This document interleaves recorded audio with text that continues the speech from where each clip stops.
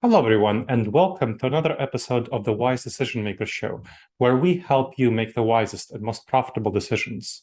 My name is Dr. Gleb Tsipursky. I'm the CEO of Disaster Avoidance Experts, the future work consultancy that sponsors the Wise Decision Maker Show.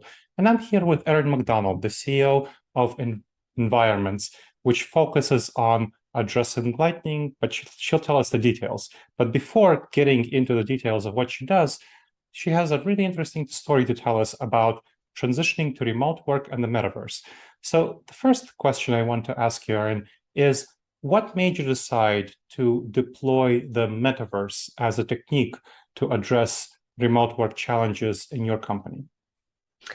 Thank you. There were a number of things that kind of pushed me into that direction. I was observing my children during the pandemic, and they were Mm. very engaged in their 3D environments, but they were not engaged in Zoom. And I started to ask why, because I was feeling the same way.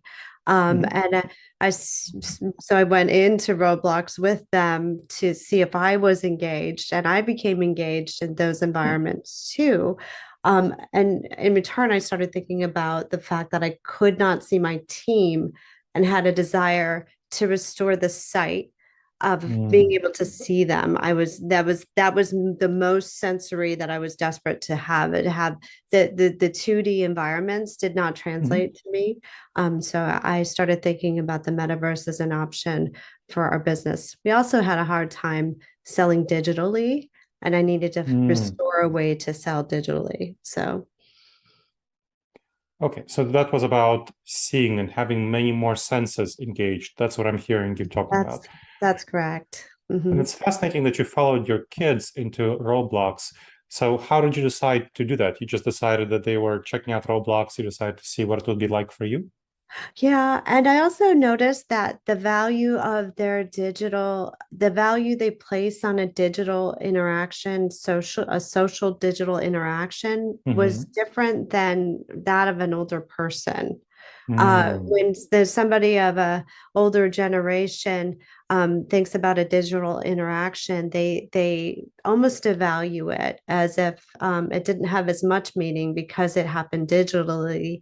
Where in the younger environments, they didn't seem to know the younger generations didn't seem to notice Mhm. the difference. And so I thought that's definitely the direction we're going, and it's a Mm. more humane user interface than the previous user interfaces that we've worked with before. And is that what did your employees find when you started making this transition? So you said your kids Mhm. value the digital interaction much more. Right. Adults, who your employees happen to be, tend to value it less. How did they start engaging with it? It was if the employee was a digital native, they were Hmm. open to the possibility. If they were not a digital native, we had to get creative to get Mm. different ways to get them to engage in the metaverse. So that we have a digital twin of our office. So we have the psychological association, digital twin or office, both the same in collaboration and interaction, and the older generations felt less comfortable with that Mm. interaction. And so we started to build in sales tools for them to use in the metaverse, and they became more open to it. So meeting them at a different place and level was Mhm. and kind of walking them into it slowly has been really important in the onboarding of this digital transformation for us. Mhm. And it sounds like you did some investments into this, into the back end, into the technology. Tell me a little bit more about the investments that you made. What kind of investments were they? What did you build out? I own a lighting company. I own an Mhm. IoT integration company, and we own a software company. And we did our specialty was intelligent buildings Mhm. prior to this, and so we were always interested in a 3D interface. So we took our 3D digital twin and we put it in a gaming environment, and we put people in it. We hired programmers, so we have our own programmers to do this, and we have people that can employ these digital buildings as part of our regular business. So it just seemed like a perfect extension to what we already did. So let's get a little bit more into your background so that we understand how you came to this place. You came here with certain tools. You have three companies. Tell me a little bit more about your background as an entrepreneur, as a founder, how you came to this place. Yeah, my father was an architect. I was an interior designer. Mhm. I became interested in lighting because it was more technical in nature, and I sold lighting for 20 years. As I went through my career and moved up the ladder, and eventually became an owner of a company. And then we scaled that company horizontally, and now we're working on a Mm. vertical scaling. Yeah, So how good. go ahead. Yep. So how did your experience building out the companies to coming to the place where you are inform the transition that you're making right now in your company to the metaverse, what you call the workplace of the future? I'm sorry, the part of it cut out. Could you repeat that question? Sorry. Sure. So how did your experience getting to the stage where you are, kind of from your background, rising up in your career, how did that inform your transformation that you're putting in right now in your three companies to what you call the workplace of the future, that experience that you had in the past? I think it goes down to the way I view the world from a spatial intelligence perspective. And I think that's applied in, Hmm. running businesses, but I think it can also be applied in how we communicate and how we interface with our digital environments. So I think I'm always thinking spatially, and I think that's the Hmm. one common denominator that obviously I'm very motivated and feel like Mhm. we have as a company some skills to offer the world to be able to put these things together. And we were kind of watching the market to see if anyone was going to do it. We thought, well, we know how to do it. We know how to work Mhm. in these 3D interfaces. We do it for building controls all the time. It's Hmm. just a matter of putting people in. Hmm. Um, so that's what we set out to do. Yeah. And what kind of ROI, the return on investment, are you discovering now that you're building out and getting your team to collaborate in the metaverse context? We're able to capture the return on investment in a number of different ways, and I find Mhm. it to be very similar in the way that real estate captures their investment. The first Hmm. one is through our building controls, we're able to make more spatially um, data-driven decisions. Mhm. And for instance, to give you an example, we were looking at the usage of our space in the back where we hold all our samples. And I noticed that there were several rows that hadn't been visited in a year, and we found that through our building controls, through Hmm. our 3D interface. And I realized that those samples hadn't been brought out, therefore, we're not really selling those particular lines of lighting. So we're making better decisions and Hmm. actionable insights through that. We think that it increases the value of our business because we're Mhm. attracting, more partners to come and work and more clients to work with us.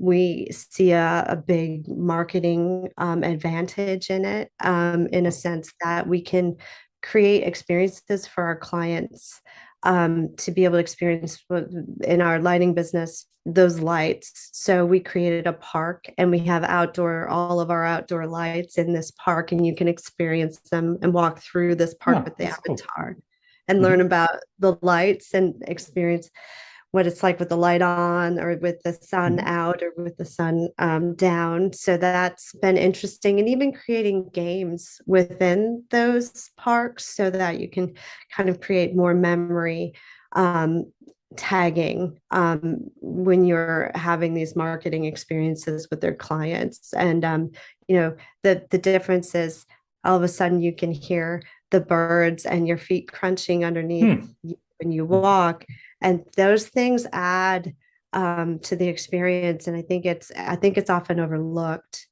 Um, Mm. yeah, and I think that that it really helps us from the touch points or the collaboration points. It's very convenient to walk up to somebody in the metaverse when you're just kind of hanging out, and ask a quick question. And I dream of someday being able to get rid of my email inbox, because it can be a little intimidating at Sure. times. But to think about, rather than having an email inbox with people literally walking up to you in the metaverse and asking questions real time, Mhm. it makes it so much more convenient. And it doesn't recapture all of the collaboration points pre-pandemic of having people in the office, but it's better than the standard hybrid model we're working in now. Much Makes better. sense. Mm-hmm. So you talked quite a bit about clients. Earlier, you mentioned sales for your more less digitally native staff. Tell me a little bit more about how this impacts more specifically the sales dynamics for you. Yes. Yeah. Well, we're really excited about emotional tagging.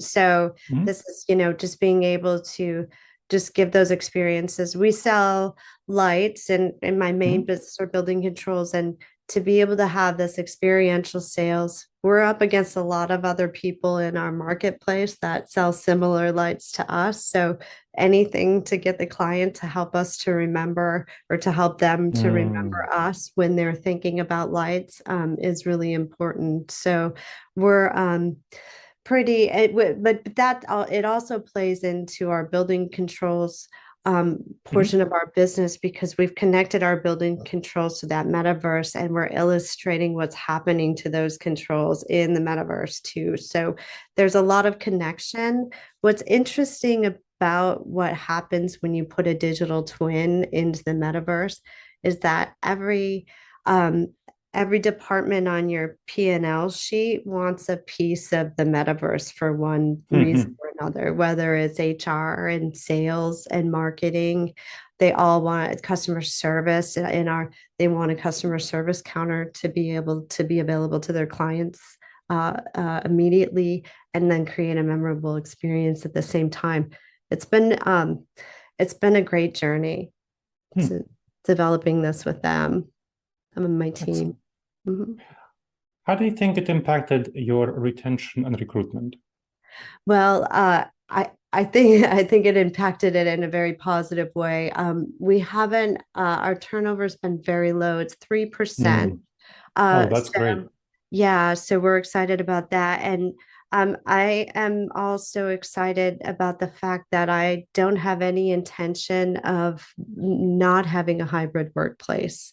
Mhm. We in 2020 we decided that the world was here and was going to stay the way in a similar way that it was. And then we started planning for a hybrid workplace then.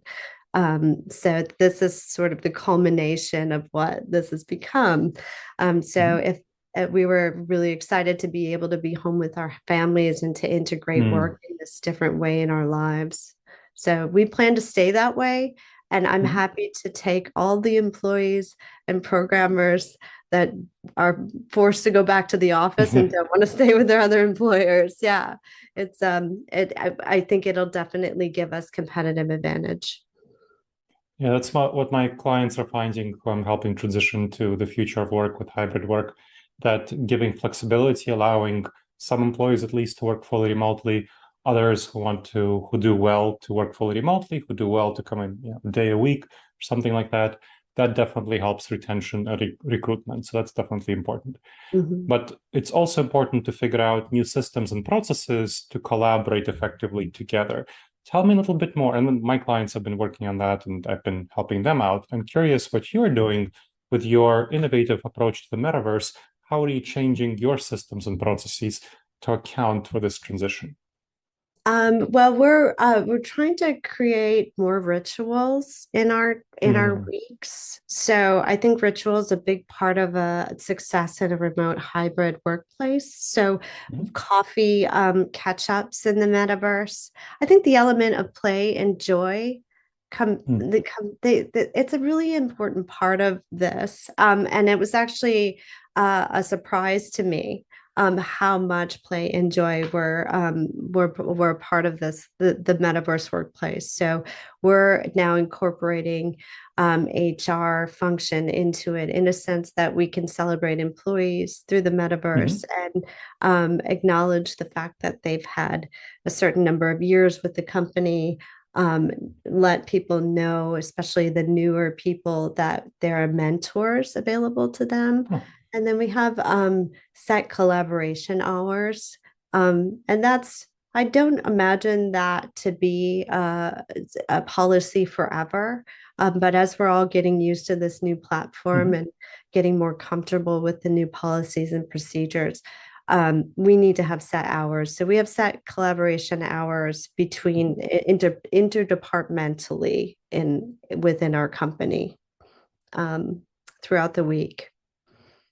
Yeah, that makes sense. And I certainly advise my clients to have kind of a set collaboration hours when they can rely on others to quickly answer Slack messages or something like that.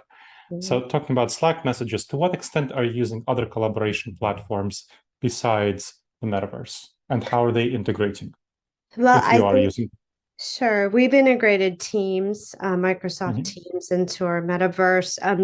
But I think that there's still a place right now when we're developing the technology for Zoom and Slack and Teams and HubSpot and all of the things that we're using. So we still have other collaboration Mhm. tools, but we're just tying them all into the same place in Stack software. So we have a hub to our metaverse, and it has a community section.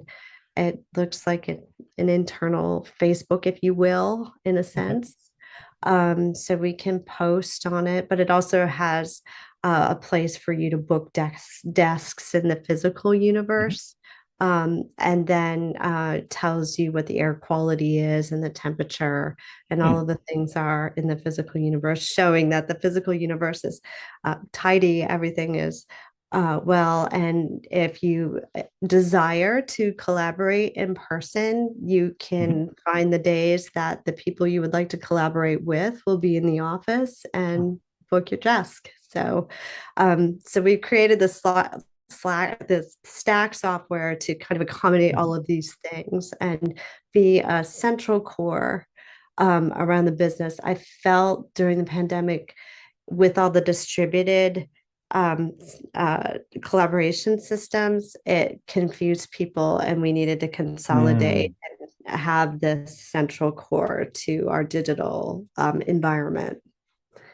Yeah, that's definitely important. I strongly recommend my clients set very clear expectations about which tools to use and how to use them.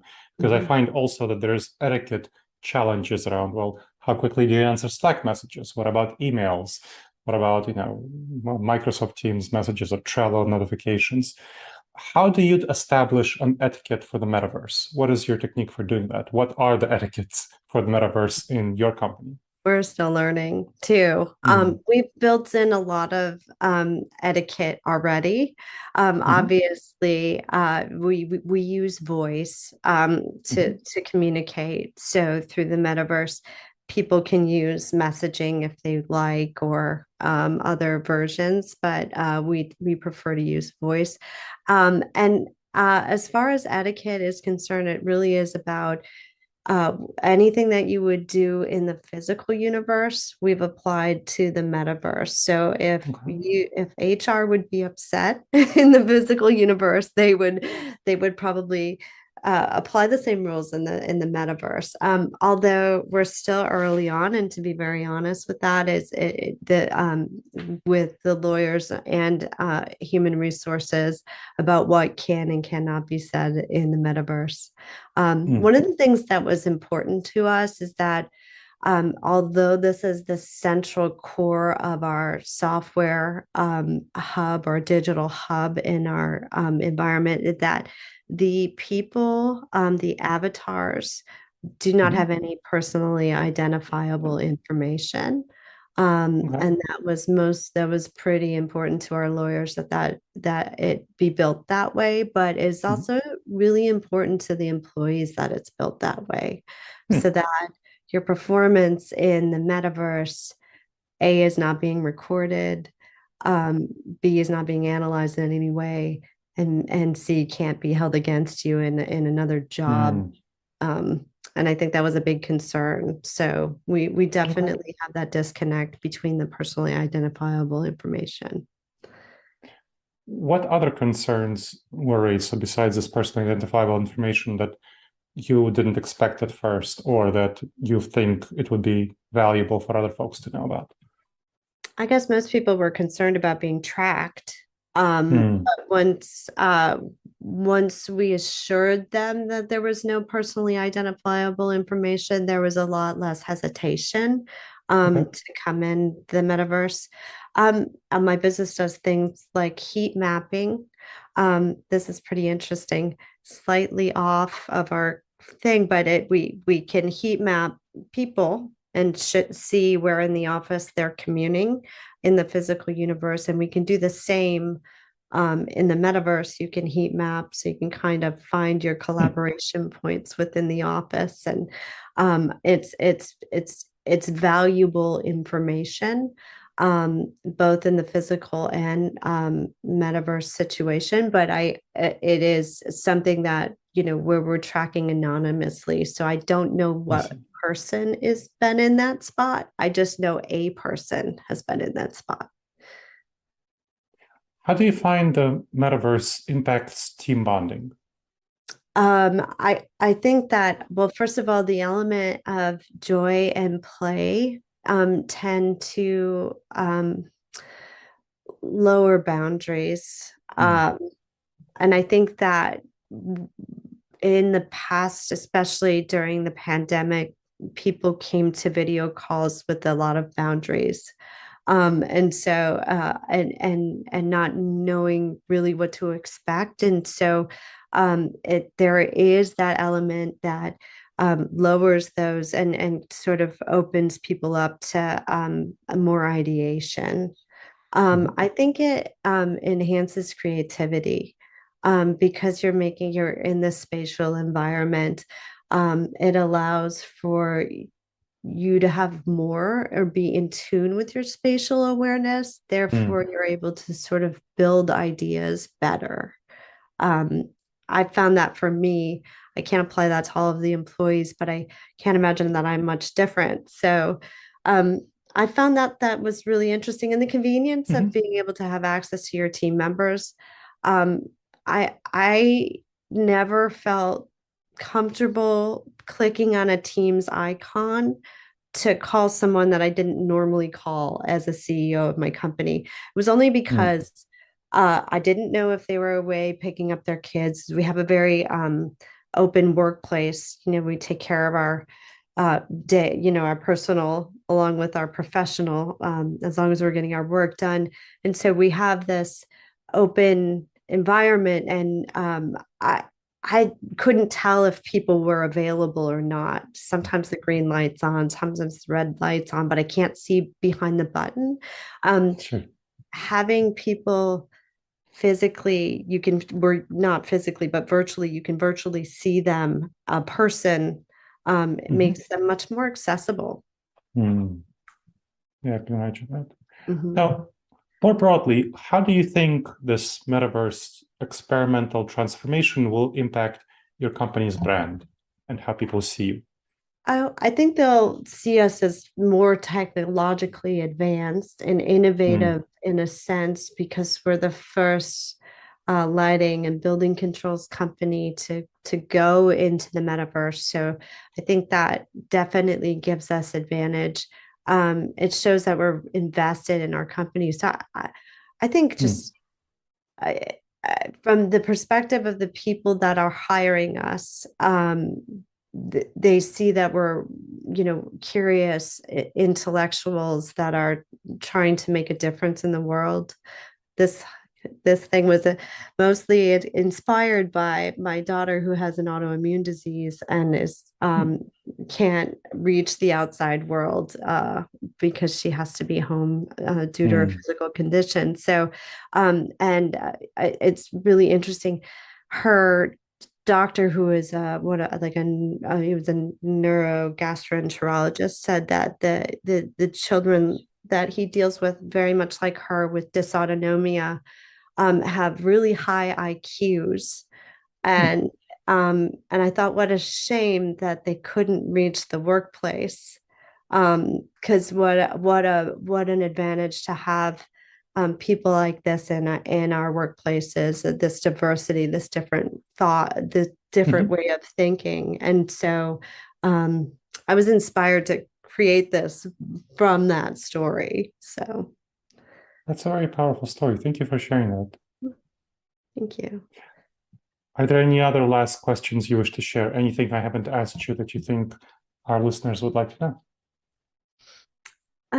No, I just think that, well, I think that having a psychological association with your workplace in a digital environment can be very advantageous to your business. Mm.